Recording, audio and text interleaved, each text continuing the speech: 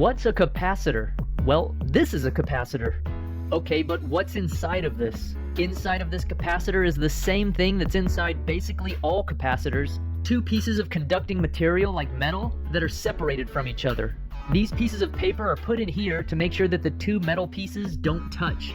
But what would this be useful for? Well, if you connect two pieces of metal to a battery, those pieces of metal can store charge. And that's what capacitors are useful for. Capacitors store charge. Once the battery's connected, negative charges on the right side get attracted towards the positive terminal of the battery. And on the left side, negative charges get repelled away from the negative terminal of the battery. As negative charges leave the piece of metal on the right, it causes that piece of metal to become positively charged, because now that piece of metal has less negatives than it does positives. And the piece of metal on the left becomes negatively charged because now it has more negatives than it does positives. It's important to note that both pieces of metal are going to have the same magnitude of charge. In other words, if the charge on the right piece of metal is 6 coulombs, then the charge on the left piece of metal has to be negative 6 coulombs. Because for every one negative that was removed from the right side, exactly one negative was deposited on the left side. Even if the two pieces of metal were different sizes and shapes, they'd still have to store equal and opposite amounts of charge. Now, I've only shown negative charges moving because in reality it's the negatively charged electrons that get to move freely throughout a metal or a piece of wire. The positively charged protons are pretty much stuck in place and have to stay where they are. This process of charge switching sides won't continue to happen forever though. Negative charges on the right side that are attracted toward the positive terminal of the battery will start to also get attracted toward the positively charged piece of metal. Eventually the negative charges will get attracted to the positive piece of metal just as much as they're attracted toward the positive terminal of the battery. Once this happens, the process stops and the accumulated charge just sits there on the pieces of metal. You can even remove the battery and the charges will still just continue to sit there. The negatives want to go back to the positives because opposites attract, but there's no path for them to take to get there. This also explains why the pieces of metal have to be separated. If the pieces of metal were touching during the charging process, then no charges would ever get separated. The negatives would just flow around in a loop because you've completed the circuit. That's why you want the paper in there to keep the two pieces of metal from touching. So capacitors are devices used to store charge, but not all capacitors will store the same amount of charge. One capacitor hooked up to a battery might store a lot of charge, but another capacitor hooked up to the same battery might only store a little bit of charge. The capacitance of a capacitor is the number that tells you how good that capacitor is at storing charge. A capacitor with a large capacitance will store a lot of charge, and a capacitor with a small capacitance will only store a little charge. The actual definition of capacitance is summarized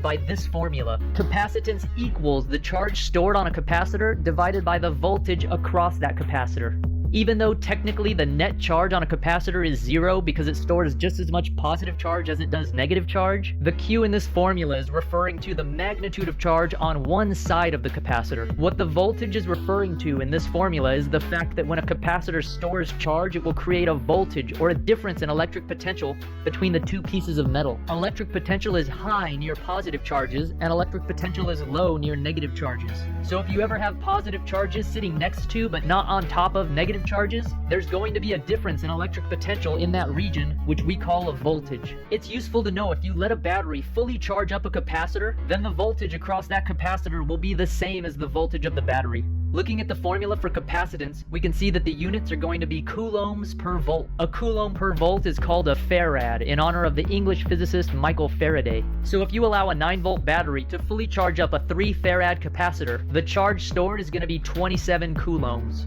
For another example, say that a 2 farad capacitor stores a charge of 6 coulombs. We could use this formula to solve for the voltage across this capacitor, which in this case is 3 volts. You might think that as more charge gets stored on a capacitor, the capacitance must go up, but the value of the capacitance stays the same because as the charge increases, the voltage across that capacitor increases, which causes the ratio to stay the same. The only way to change the capacitance of a capacitor is to alter the physical characteristics of that capacitor, like making the pieces of metal bigger or placing the pieces of metal further apart. Just changing the charge or the voltage is not going to change the ratio that represents the capacitance.